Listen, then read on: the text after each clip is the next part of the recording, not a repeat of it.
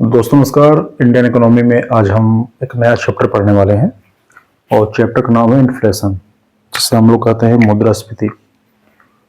मुद्रास्फीति या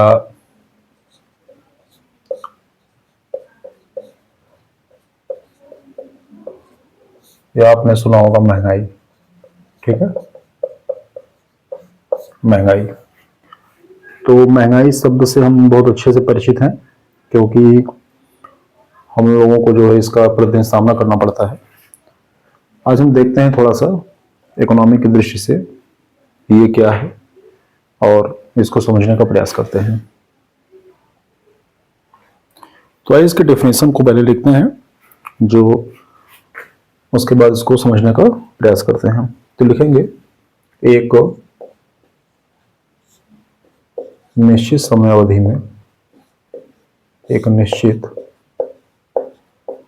समयावधि में, एक निश्चित समयावधि में कीमत स्तर में,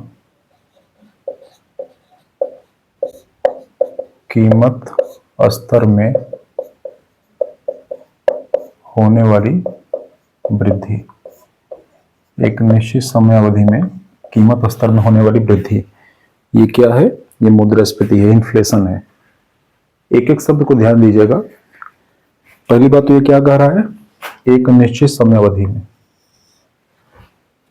अगर हम कहेंगे कि महंगाई बढ़ गई है, तो हमें यह समझना चाहिए कि यह एक तुलनात्मक कॉन्सेप्ट है, तुलनात्मक अवधारणा है। हम कंपेयर करेंगे, कब से तुलना कर रहे हैं तो हम बताएंगे कि महंगाई बढ़ गई है। मान लो 2022 में किसी वस्तु की कीमत थी 10 रुपए और 2024 में इस वस्तु की कीमत हो गई 15 रुपए। तो हम क्या कहेंगे? हम कहेंगे कि इन 2 सालों के बीच में इस वस्तु की कीमत 10 रुपए से बढ़ के 15 रुपए हो गई। तो हमें एक निश्चित समयावधि मिल गया। तो निश्चित समयावधि के मध्य कीमत स्तर में होने वाली वृद्धि। यदि कमी होगी तो उसे हम मुद्रास्फीति नहीं कहेंगे, उसे हम महंगाई नहीं कहेंगे। कीमत स्तर में वृद्धि होनी चाहिए और एक निश्चित समय में होनी चाहिए। मतलब कि 2022 में ये वस्तु 10 रुपए की थी, अब ये बढ़ के कितने की हो गई? 2024 में 15 रुपए की हो गई। तो हम कहेंगे कि इस वस्तु की कीमत बढ़ के 10 से बढ़ के 15 हो गई। तो इसके कीमत स्तर में वृद्धि हुई। कब से कब तक? 2022 से 2024 के बीच में। ठीक है, तो हमें एक निश्चित समयावधि भी मिली और हमें यह भी पता चला कि वस्तु की कीमत बढ़ी है। लेकिन अगर यही ये कहता कि 2024 में सोने का भाव 80,000 हो गया, 80,000 प्रति 10 ग्राम, 1 तोला सोना की कीमत 80,000 हो गया। तो हम जब ये कह रहे हैं कि 2024 में सोने की कीमत 80,000 रुपये हो गई, तो हम इसे स्पष्ट रूप से महंगाई को नहीं बता पाएंगे, क्योंकि हम ये नहीं कह रहे हैं कि हम किस वर्ष से लेकर किस वर्ष तक इसकी हम तुलना कर रहे हैं। लेकिन अगर हम ये कहते कि 2004 में सोने की कीमत देखो 5,000 रुपये थी और 2024 में सोने की कीमत कितनी हो गई? 80,000 हो गई। मतलब भैया 20 साल में सोना कितना बढ़ गया? 16 गुना। गांव वाले क्या कहते हैं? सामान्य व्यक्ति कहते हैं कि महंगाई आसमान छू रही है। महंगाई आसमान छूना यही है।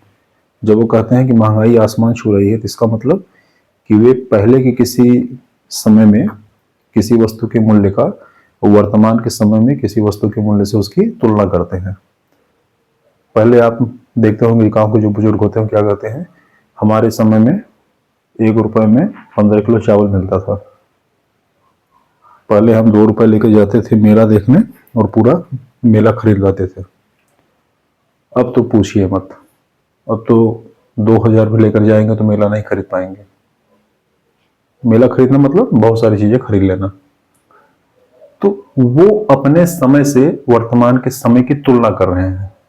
कीमत स्तर की तुलना कर रहे हैं और कह रहे हैं कि महंगाई तो बिल्कुल गरीबों को मार ही डालेगी। ठीक, तो मुझे उम्मीद है कि आप इसको समझ गए होंगे कि एक निश्चित समय अवधि का क्या तात्पर्य है। अगली जो बात है मुद्रास्फीति में, ये क्या है? ये कहते हैं कि मुद्रास्फीति क्या है? तो देखो भाई, मुद्रा की क्रय शक्ति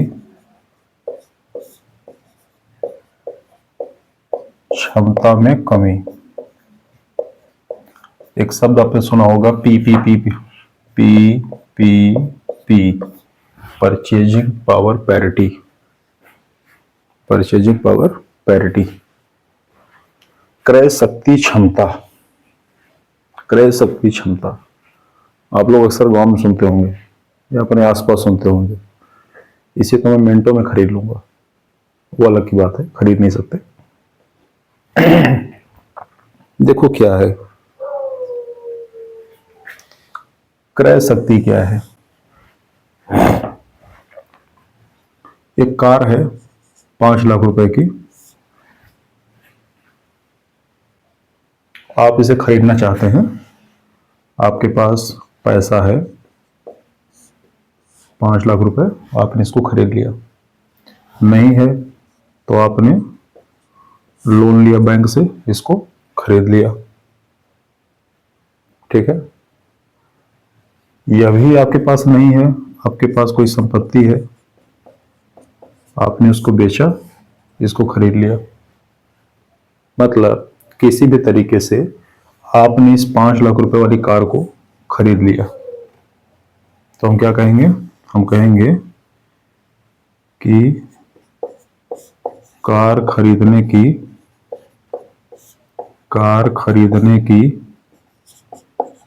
क्रय शक्ति है, क्रय शक्ति क्षमता है।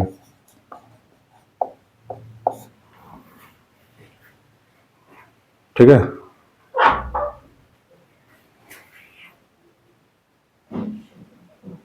लेकिन आप एक दुकान पे गए, आपके पास पैसे बहुत कम हैं, आपने दुकानदार से कहा भैया 2 समोसा देना, वो बोलेगा 14 रुपए दो। कितना? 14 रुपए। समोसा मेरा हो गया है 7 रुपए का एक। तुमने कहा अभी तो पिछले हफ्ते आए थे तो 10 रुपए लिया था, चलो 10 रुपए में 2 दे दो। बोला नहीं नहीं, 10 का 2 नहीं देंगे, 14 का 2 देंगे।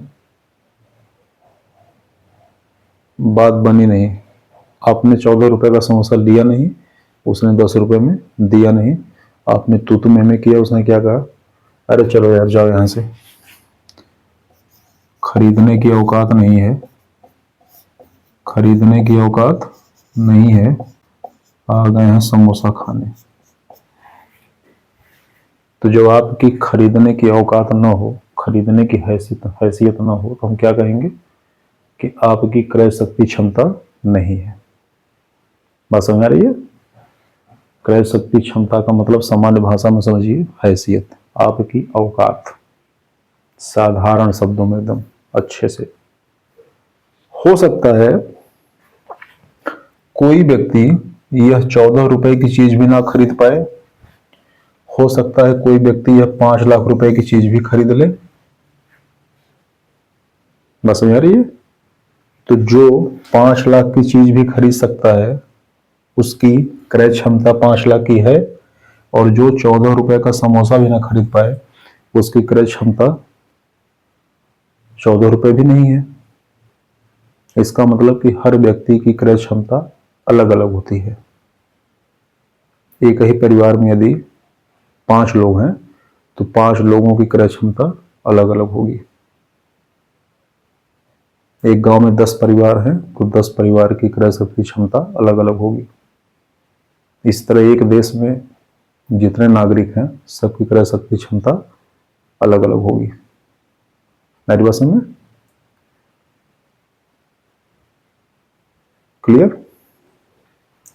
तो कह रहे हैं कि मुद्रा की क्रय शक्ति क्षमता में कमी, ये क्या है? मुद्रास्फीति। आइए इसको समझते हैं, ये क्या है भाई।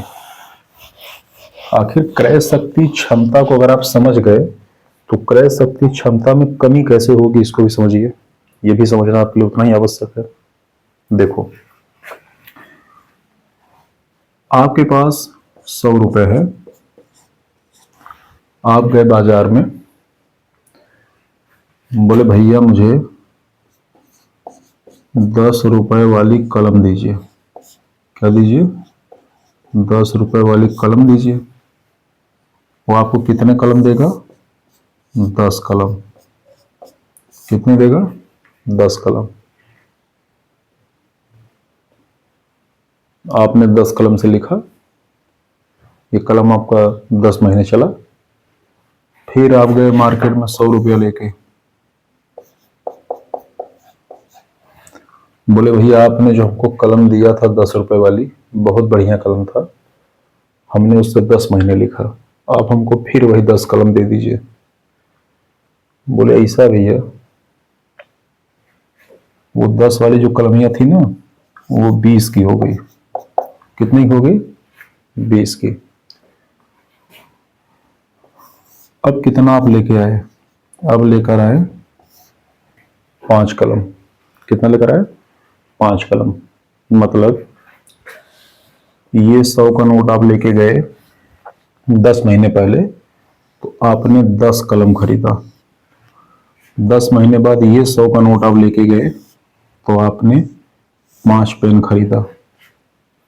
मतलब जिस 100 रुपए में पहले 10 कलम मिलती थी, अब उसी 100 रुपए में आपको 5 कलम मिलती है। मतलब पहले आप इस 100 रुपए से 10 कलम खरीद पाते थे, अब कितना खरीद पाएंगे? 5 खरीद पाएंगे।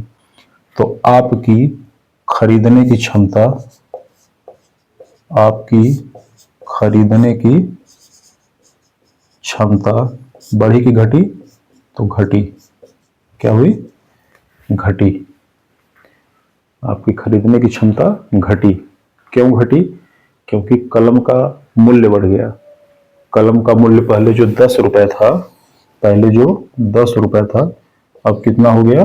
20 रुपए हो गया। तो कलम का मूल्य बढ़ने की वजह से आपके कलम को खरीदने की क्षमता जो है वो कम हो गई। मतलब कलम का मूल्य बढ़ना क्या हुआ? महंगाई, मुद्रास्फीति हो गई। बात समझ आ रही है?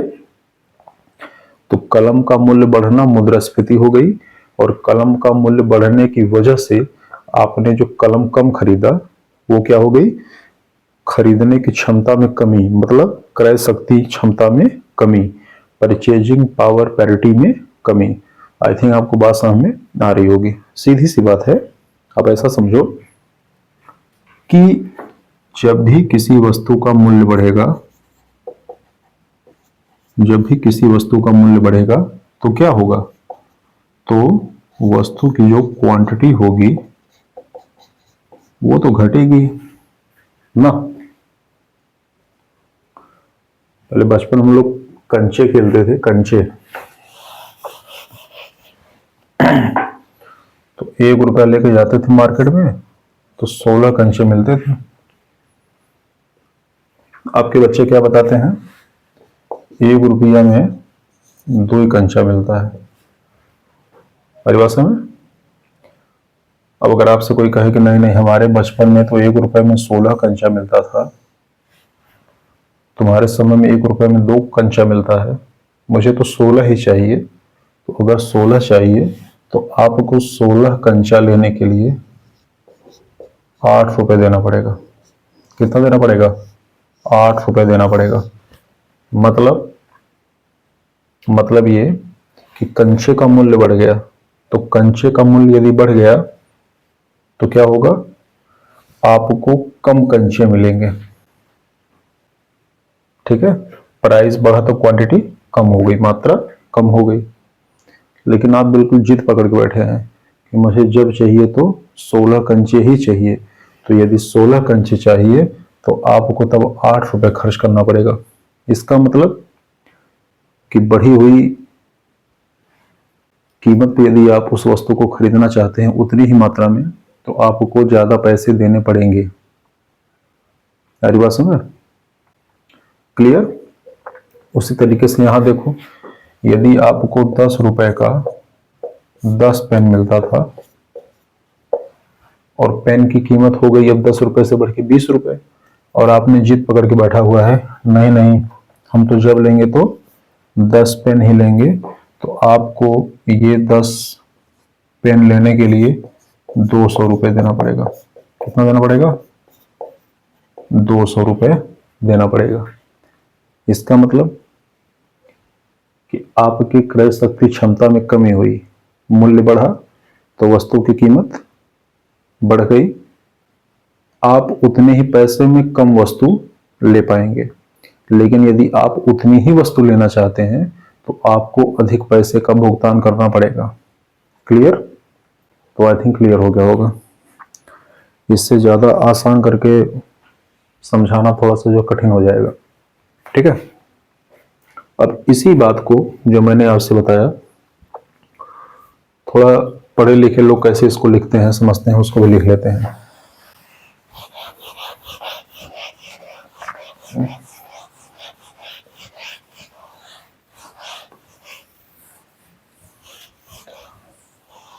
चलो देखो,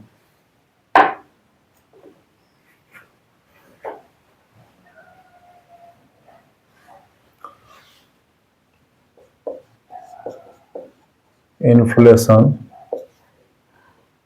इज ए मैक्रो कॉन्सेप्ट। ये परीक्षा के लिए इंपॉर्टेंट है।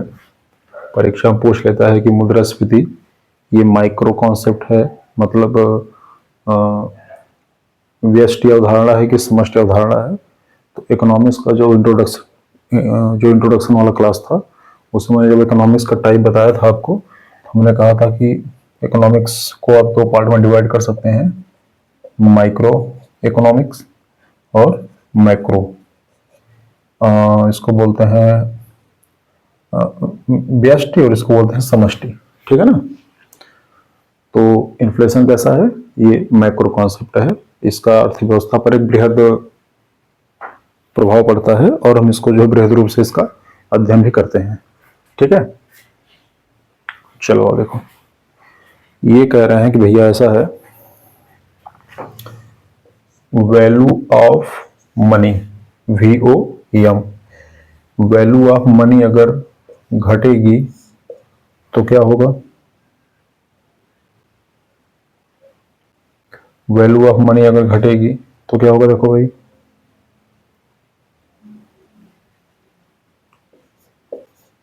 वैल्यू ऑफ गुड्स ये बढ़ेगा। इसे वैल्यू ऑफ गुड्स न लिख के आप लिख सकते हो, इस तरह से लिखो, यदि प्राइस ऑफ गुड्स बढ़ेगा, इसका मतलब क्या है? इसका मतलब वैल्यू ऑफ मनी वो घटेगी, और यदि प्राइस ऑफ गुड्स घटेगा तो वैल्यू ऑफ मनी बढ़ेगी। समझो, प्राइस ऑफ गुड्स आप समझ रहे हैं, वस्तु की कीमत में वृद्धि।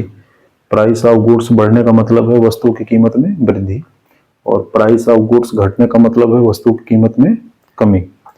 तो यदि वस्तु की कीमत बढ़ेगी, यहाँ कह रहे हैं कि यदि वस्तु की कीमत बढ़ेगी तो क्या होगा? तो वैल्यू ऑफ मनी घटेगा। सीधी सी बात है, मैंने बताया कि भाई 100 रुपए में आपने 10 पेन लिया, पेन की कीमत 10 रुपए से बढ़ के 20 रुपए हो गई, तो आपको यही 10 पेन खरीदने के लिए अब कितना देना पड़ेगा? 200 रुपये देना पड़ेगा। ठीक है? इसका मतलब क्या हुआ कि उसी चीज के लिए आपने अपने पास से ज्यादा पैसा दिया। ठीक है ना? लोग क्या बोलते हैं, कहावत आपने सुना होगा, एक समय ऐसा आएगा दूध खरीदने जाओगे तो बोरा में पैसा भर के जाना पड़ेगा। पैसा की कोई वैल्यू नहीं रह पाएगी, पैसा की कोई वैल्यू नहीं रहेगी। मतलब महंगाई इतनी बढ़ जाएगी, महंगाई इतनी बढ़ जाएगी कि आपके पैसे की कोई वैल्यू ही नहीं रह जाएगी।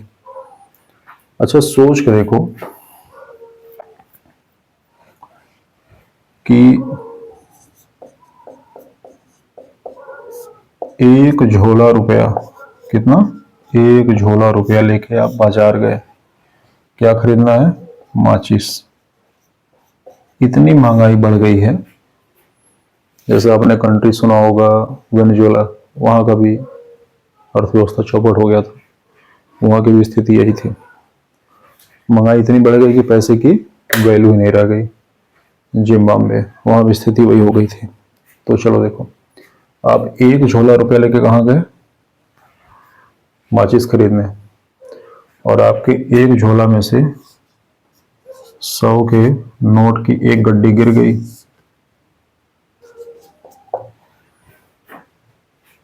अब रोड पे पड़ा है, कोई ले ही नहीं रहा है उसको। एक आदमी देखा, बोले यार देखो 100 का नोट का गड्डी गिरा, उसको उठा लो। बोले क्या फायदा है उसको उठा के, फालतू का जेब में लोड बढ़ेगा, इससे चॉकलेट भी तो नहीं आएगा। मतलब ऐसी स्थिति हो गई है कि आपके नोट को भी कोई उठा नहीं रहा है, कोई चोरी नहीं कर रहा है। तो क्या हुआ, उस मनी की वैल्यू गिर गई है। बात समझ आ रही है?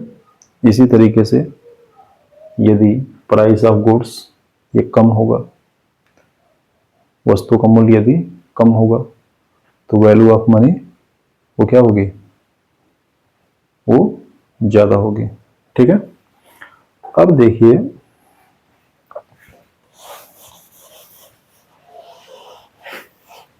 प्राइस ऑफ गुड्स अगर बढ़ेगा, वैल्यू ऑफ मनी अगर घटेगी, तो इस स्थिति को हम कहते हैं इन्फ्लेशन। क्या बोलते हैं, inflation.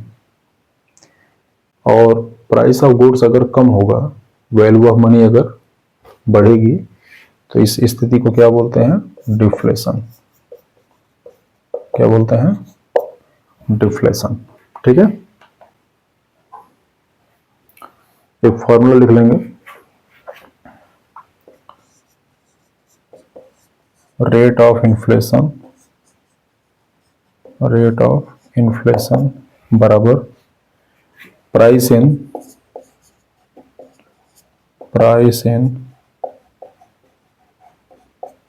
Current year upon price in base year. Price in current year upon price in base year किसके बराबर होगा, ये रेट ऑफ इन्फ्लेशन के बराबर होगा। जैसे आलू, आलू की वर्तमान में कीमत कितनी है, 15 रुपए। ठीक है, मान लो हमारा बेस ईयर क्या है, 2011-12। 2011-12 में आलू की कीमत कितनी थी, 5 रुपए। तो कितना आ गया, 3%। ठीक है, कितना आ गया,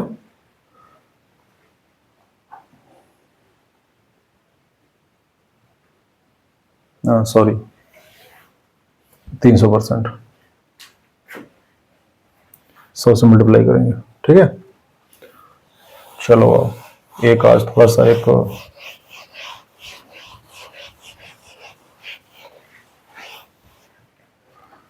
लिखेंगे,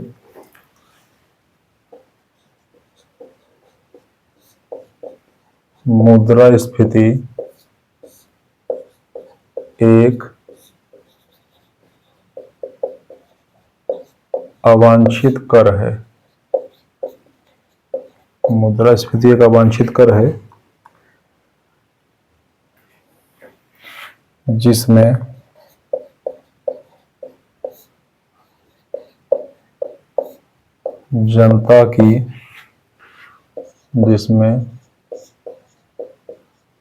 जनता की सहमति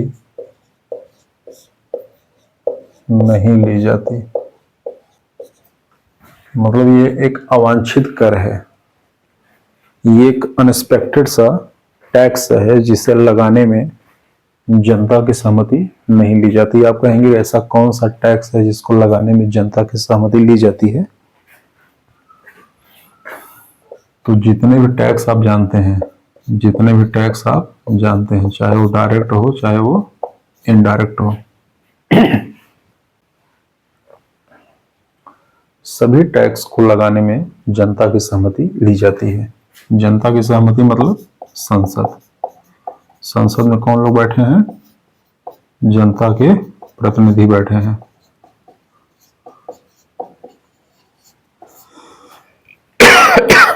सॉरी, जनता के प्रतिनिधि बैठे हैं। तो कल को कोई ये कहे कि भैया गेन टैक्स पे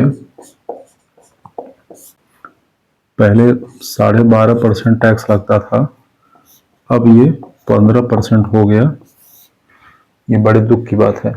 तो नहीं, दुख की बात नहीं है, ये ऐसा करने के लिए आप ही लोगों को कहा है। क्यों? क्योंकि आप ही के प्रतिनिधि गए थे संसद में, उन्होंने ही मेज थपथपा के इसको 12.5 से 15 किया हुआ है। ठीक है, अब ये वो वाला टैक्स नहीं है, ये एक कहने की बात है कि यह एक कर है। और कैसा कर है? अवांछित कर है। देखो भाई, होता क्या है, कोई 100 रुपए की वस्तु हो, 18% का जीएसटी लग गया, तो वस्तु कितने की हो गई? 118 की। तो वस्तु की कीमत 100 से बढ़ के 118 हो गई। किसकी वजह से? टैक्स की वजह से। कौन सा टैक्स? जो सरकार ने लगाया था। सरकार ने कैसे लगा दिया? संसद में पारित कराकर। संसद में कौन बैठा था? जनता के प्रतिनिधि। यहां तक क्लियर है?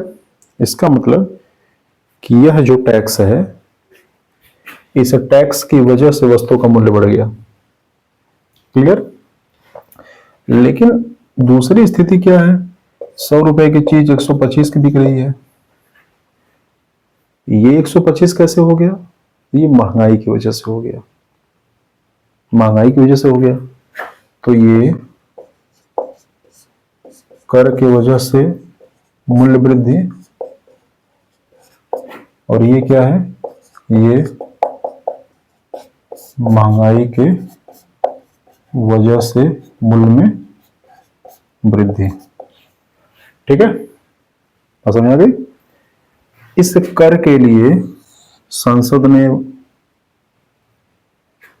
प्रस्ताव पास किया, हमारे जनप्रतिनिधियों ने इस पर चर्चा की, लेकिन इस महंगाई के लिए कोई चर्चा नहीं हुई, संसद में कोई प्रपोजल नहीं आया, किसी ने पास नहीं किया। समय के साथ साथ वस्तुओं की कीमत में वृद्धि होती गई, महंगाई बढ़ती गई। ठीक है, तो हम वही कह रहे हैं कि भैया यहां भी मूल्य में वृद्धि है, यहां भी मूल्य में वृद्धि है। तो ये वाला पैसा तो गवर्नमेंट के पास जा रहा है, गवर्नमेंट ने टैक्स लगाया है, लेकिन यहाँ वाला पैसा पता नहीं कहाँ जा रहा है, और यहाँ तो गवर्नमेंट ने कोई टैक्स भी नहीं लगाया है। तो ये एक अवांछित कर है। अवांछित मतलब हम इस पर कोई राय नहीं दे रहे हैं, हम इसको लगवा नहीं रहे हैं, हमारी इसमें कोई इच्छा भी नहीं है, लेकिन ये लग रहा है, बिल्कुल ही हमको टैक्स जैसा फील हो रहा है। ठीक है, यही कहने की बात है। दूसरी क्या है? इन्फ्लेशन विषय में दूसरी बात क्या है? यह राजनीतिक, आर्थिक,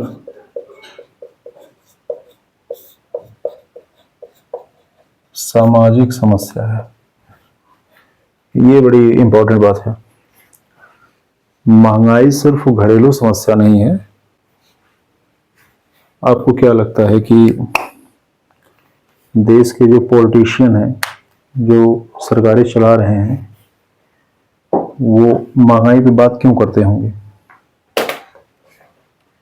महंगाई की बात वो ना करें तो क्या उनकी समस्या का समाधान नहीं हो जाएगा?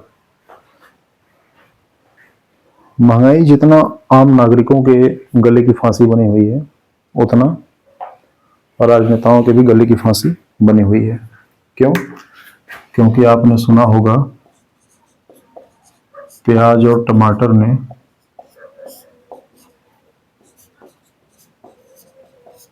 ये सरकार खा गई। प्याज टमाटर क्या की? सरकार खा गई। भारत में प्याज और टमाटर ने क्या किया? सरकार खा गई। चुनाव में लोगों ने प्याज की कीमत को मुद्दा बना लिया। बोले ये सरकार रह गई ना तो हम प्याज, नमक और रोटी भी नहीं खा पाएंगे, क्योंकि प्याज हो गया है 200 रुपये किलो, तो हमको नमक रोटी खाना पड़ेगा। तो राजनीतिक समस्या तो है।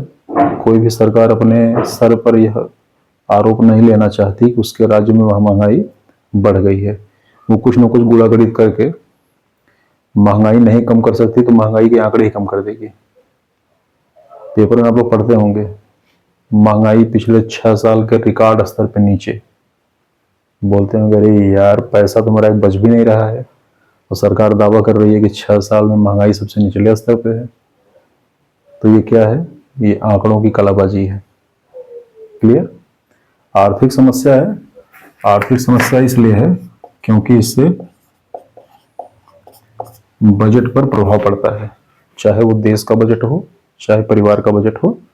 महंगाई जो है वो बजट पे प्रभाव डालती है, आपकी क्रय शक्ति पर प्रभाव डालती है, आपकी जो योजनाएं हैं उस पर प्रभाव डालती है, आपकी बचत पे प्रभाव डालेगी, आपके निवेश पे प्रभाव डालेगी। और फाइनली क्या होगा कि महंगाई के चपेट में एक बार हो सकता है ऐसी स्थिति आ जाए कि आप सिर्फ कमाएं और खाएं, बस इससे ज़्यादा आपके पास कोई स्कोप बचेगा नहीं। तो ये आर्थिक समस्या तो है। और जब इतनी सारी समस्याएं आप झेल लेंगे तो सामाजिक समस्या तो आना तय है।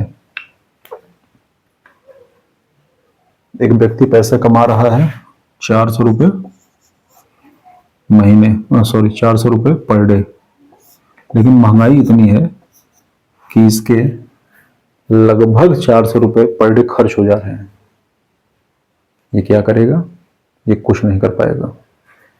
इसका जो जीवन स्तर है, इसका जीवन स्तर है वह नीचे का नीचे ही रहेगा। उसमें कोई गुणात्मक सुधार नहीं हो पाएगा, कोई मात्रात्मक सुधार नहीं हो पाएगा। क्यों? क्योंकि इसकी मजदूरी मान लो 400 से बढ़ के 410 हो गई, तो दाल की कीमत 180 से बढ़ के 200 हो गई, तेल की कीमत 200 से बढ़ के 220 हो गई, जो पालक 30 रुपए का खाता था वो 45 का मिल रहा है। बात समझ आ रही है? तो इसकी सामाजिक स्थिति पे भी प्रभाव पड़ेगा। विवाह होना मुश्किल हो जाएगा। लोग कहेंगे कोई लड़का बताओ यार बढ़िया सा, बोलेंगे लड़का तो एक है लेकिन बस वही है, कमाता खाता काम चलाऊं।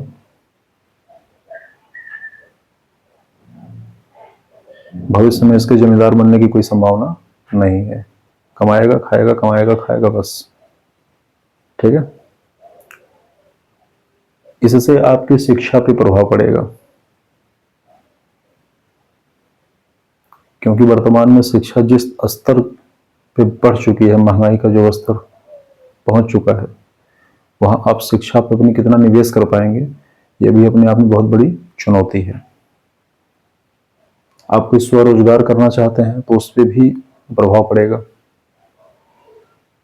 हाँ ठीक है, सरकार की योजनाएं हैं, सरकार लोन दे रही है, लेकिन ये भी तो देखिए कितने लोगों को लोन मिल रहा है, कितने लोग लोन ले सकते हैं, ये भी तो देखना है। तो ये सब समस्याएं हैं। खैर, आगे हम कल की क्लास में देखेंगे मुद्रास्फीति के कारण। मुझे उम्मीद है कि आपको ये क्लास पसंद आया होगा, तो कल इसके आगे कंटिन्यू करेंगे। इन्फ्लेशन के कारण क्या है, और वीडियो को आप लोग देखते रहिए, शेयर करिए, ज़्यादा से ज़्यादा शेयर करेंगे तो हम भी मोटिवेट होंगे। लाइक करिए, सब्सक्राइब करिए। नमस्कार।